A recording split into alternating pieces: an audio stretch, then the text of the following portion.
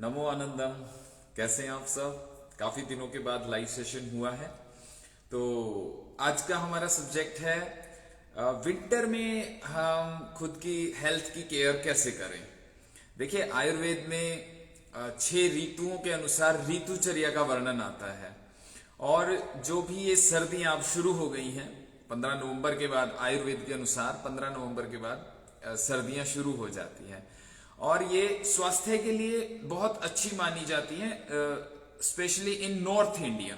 हमारा जो उत्तरी भारत है उसमें तो हमें 6 ऋतुएं, क्योंकि साउथ में थोड़ा ज्यादा गर्मी या इधर जम्मू कश्मीर की तरफ ज्यादा सर्दियां रहती हैं, लेकिन नॉर्थ इंडिया में हरियाणा, पंजाब, ये जो दिल्ली, गुड़गांव, राजस्थान, ये एरिया, इसमें 6 ऋतुएं आप महसूस कर सकते हैं। उसमें अलग अलग खान पान, रहन सहन, उन सबका एक अनुभव ले सकते हैं।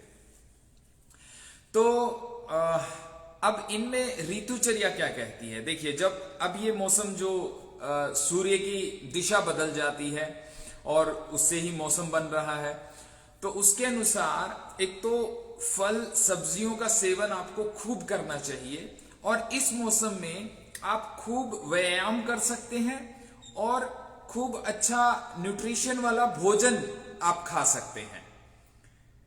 मतलब गरिष्ठ भोजन भी खा सकते हैं। गरिष्ठ का भोजन का मतलब है कोई घी, तेल वाली, चिकनाई वाली चीजें जो व्यक्ति ज्यादा पसंद करते हैं, या कुछ तला हुआ घर पे, मतलब बाहर का नहीं, मैं घर का जरूर आपको सलाह दूंगा कि घर पे बनाकर खाएं। कोई भी व्यंजन, तो उसका सेवन आप कर सकते हैं, क्योंकि पाचन शक्ति इस मौसम में बड़ी मजबूत होती है और स्वाभाविक तौर पर हमारा जो शरीर है, एक एक सेल की जो स्ट्रेंथ है वो बढ़ जाती है मौसम के अनुसार। जैसे अभी नवंबर से पहले जो उसमें क्या है, पित्त प्रकोपित हो जाता है, जो शरद ऋतु है, तो उसमें भूख तो बढ़ती है लेकिन स्वास्थ्य में गिरावट आ जाती है, हाइपर एसिडिटी हो जाती है, गैस बनना हो जाता है और पित्त के रोग हो जाते हैं। लेकिन 15 नवंबर के बाद, शरद ऋतु के बाद जो हेमंत ऋतु आ जाती है, फिर आगे शिशिर ऋतु आएगी, तो ये ऋतुएं स्वास्थ्य की दृष्टि से बहुत अच्छी हैं।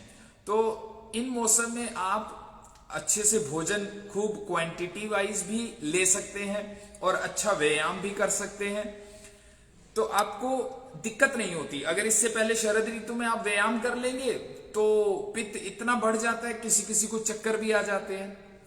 ये आयुर्वेद का जो हमारा प्राचीन धरोहर है, ये ज्ञान है, बड़ा अद्भुत है। और यहां तक लिखा जाता है कि जो खाद्य सामग्री है, मान लीजिए आपके घर में जो गेहूं रखा है, बाजरा रखा है, चावल रखा है, जो भी खाद्य सामग्री है, वो फल है, कुछ भी है, उसका स्वास्थ्य भी उन्नत होता है। ये नहीं कि सिर्फ मनुष्य का शरीर, उसमें पशु पक्षी, खाद्य चीजें, पेड़ पौधे, आप देखेंगे अभी पेड़ पौधों में भी ताकत आ जाती है, उनका रंग रूप बदल जाता है। तो इस स्वभाव को समझकर प्रकृति के, तो आप व्यायाम का भी लाभ लें और अच्छे ताकतवर भोजन का भी लाभ लें। तो ये शरद ऋतु के बाद जो अब मौसम बदला है, इसका उचित लाभ लें, खूब अच्छे से व्यायाम करें। और हाँ, अभी आप और ज्यादा स्वास्थ्य अगर आपको बेहतर करना है तो क्या कर सकते हैं, इसमें खजूर आता है, वो 4 से 5 हर रोज आप जरूर खाएं, और अंजीर भिगोकर आप खाएं, और जितने प्रकार के भी नट्स हैं, मेवे, आप सर्दियों में खूब खा सकते हैं, लेकिन भिगोकर खाएं, सोख करके खाएं। बादाम है, पिस्ता है, या ड्राई फ्रूट्स है, उसमें किशमिश है, मुनक्का है। तो इस मौसम में आप उनका भरपूर लाभ ले सकते हैं, क्योंकि आपको जैसे गर्मी के मौसम में आप नहीं खा सकते अधिक, तो आपको पित्त के रोग होते हैं, लेकिन इस मौसम में ऐसी कोई चिंता नहीं होती है।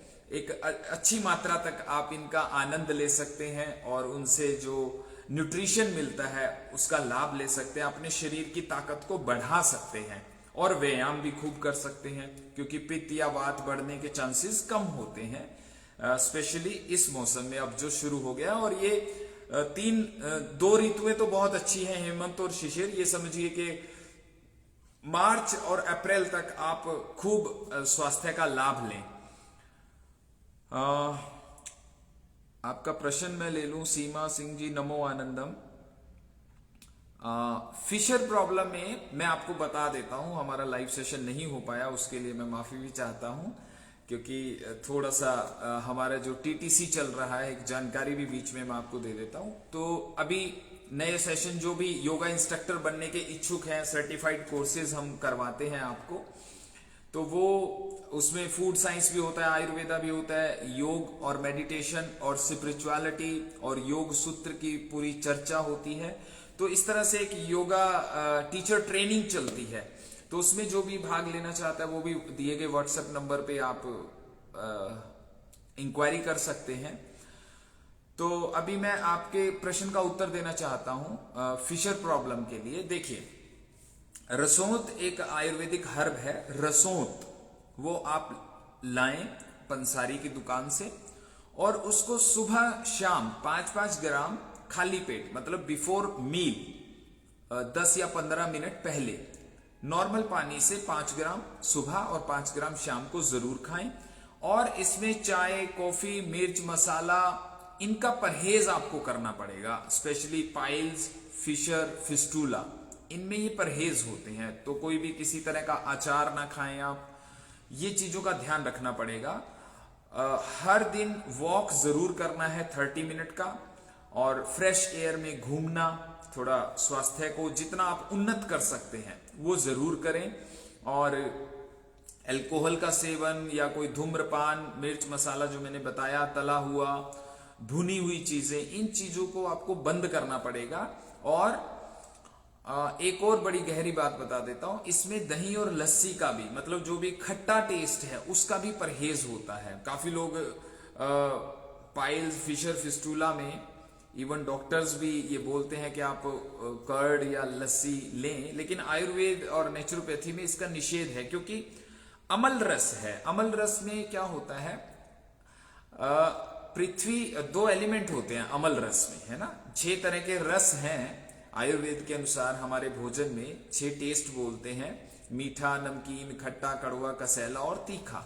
तो ये जो खट्टा है, सॉर टेस्ट है, इसमें 2 एलिमेंट होते हैं। तो एक पृथ्वी अर्थ एलिमेंट होता है और एक फायर एलिमेंट होता है। जो फायर एलिमेंट है ना, वो खट्टे में ज्यादा होता है। तो ये सारी गर्मी की प्रॉब्लम है, पाइल्स है, फिशर है, फेस्टूला है, डाइजेशन डिस्टर्ब हो जाता है पित्त वृद्धि की वजह से। तो खट्टा टेस्ट आपको अवॉइड करना ही पड़ेगा, ठीक है। तो इन चीजों का आप ध्यान रखें और रसोत का प्रयोग करें, और 1 महीने में आपको पूर्ण लाभ होगा। और मूलबंध आप नेट पर कहीं भी सर्च करें, मूलबंध का अभ्यास करें, कपालभाति इसमें अवॉइड करें, अनुलोम विलोम करें और 30 मिनट वॉक करें, 5 मिनट से 10 मिनट अनुलोम विलोम हर रोज करें। ये जितनी मैंने बातें बताई आपको पाइल्स, फिस्टूला और फिशर में, आपको 100% बेनिफिट देंगे।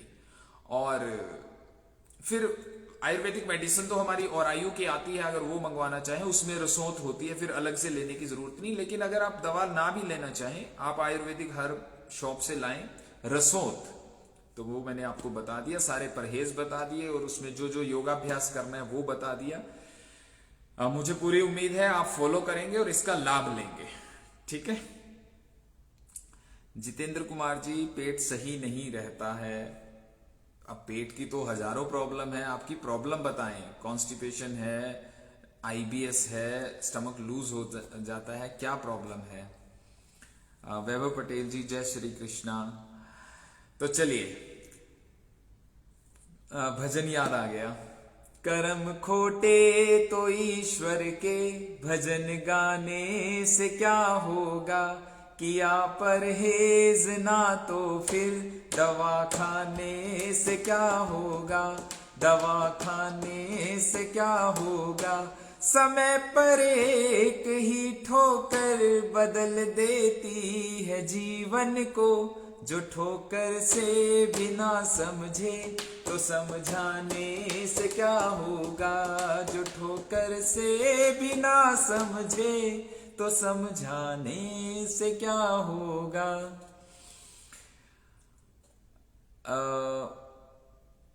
कॉन्स्टिपेशन है जितेंद्र कुमार जी, तो कॉन्स्टिपेशन के लिए एक तो देखिए कॉन्स्टिपेशन क्या होता है, हमारे भोजन का रिजल्ट होता है। अगर आपके भोजन में फाइबर कम है, अगर आप पानी कम पीते हैं और हैवी फूड खाते हैं जो इजीली डाइजेस्ट नहीं होता और आप व्यायाम नहीं करते हैं, तो इन सब का रिजल्ट कॉन्स्टिपेशन होता है।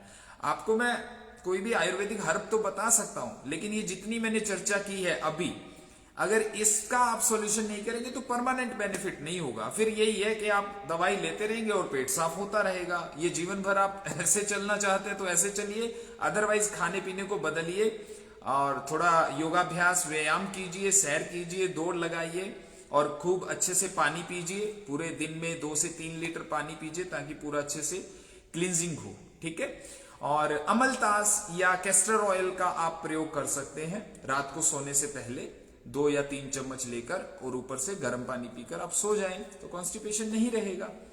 अगर आप फूड हैबिट्स चेंज नहीं करते हैं, अच्छा फाइबर नहीं लेते हैं, खूब फ्रूट्स और खूब सलाद नहीं खाते हैं, तो कॉन्स्टिपेशन का कोई परमानेंट सॉल्यूशन नहीं होगा। फैटी लीवर में देव बेनीवाल जी, फैटी लीवर में भूमि आंवला रस, इसको आप 15-15 ml सुबह शाम लीजिए, भूमि आंवला रस, और फैटी चीजें खाना बंद कर दीजिए, थोड़ा व्यायाम कीजिए।